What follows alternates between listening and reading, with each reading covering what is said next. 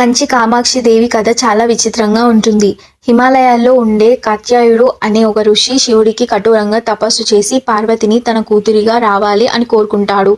శివుడు కూడా ఆ వరాన్ని ఇచ్చేయడంతో ధ్యానంలోకి వెళ్లిన కాత్యాయునికి కొన్నాళ్ల తర్వాత పార్వతీదేవి త్రిపుర సుందరి రూపంలో ఒక చిన్న పిల్లలాగా వచ్చి కాత్యాయుని వల్ల కూర్చొని ఆడుకుంటూ ఉంటుంది. దాంతో ఆ చిన్న పిల్లని ఎంతో గారాబంగా పెంచి పెద్ద చేయడం మొదలు పెడతాడు.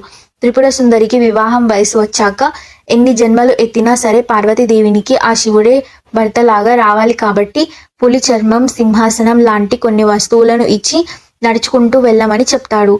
ఎక్కడైతే ఆ వస్తువులన్నీ చెట్లు రూపంలోకి మారుతాయో అక్కడ శివుడికి తపస్సు చేయమని చెప్తాడు. అలా బయలుదేరిన త్రిపుర సుందరి దేవి కంచి చేరుకునేటప్పటికి అవన్నీ చెట్ల కింద మారిపోతాయి. అక్కడ ఇసుకతో ఒక శివలింగాన్ని చేసి తపస్సు పూర్తి చేసుకున్న త్రిపుర సుందరిని మహాశివుడు వివాహం చేసుకుంటారు. అలా పార్వతీదేవి త్రిపుర సుందరి దేవి కింద పుట్టి కంచిలో కామాక్షి అమ్మవారి కింద వెలిశారు. కంచికి ఆ అయ్యప్ప స్వామి క్షేత్రపాలకుడు కింద ఉంటారు. వీడియో నచ్చితే ఒక లైక్ చేయండి.